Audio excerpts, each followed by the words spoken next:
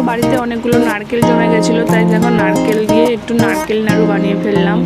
চেষ্টা করছি বানানোর, আমি খুব খেতে ভালোবাসি। যে নারকেলটা কোরানো হয়ে আছে, তারপর দেখো পরিমাণ মতন গুড় নিয়ে নিচ্ছি। গুড়টা নেওয়ার পরে কড়াইতে বসিয়ে দিয়েছি, নাড়ছি নাড়তে নাড়তে জলটা মরবে, রসটা মরবে সম্পূর্ণ। তারপরে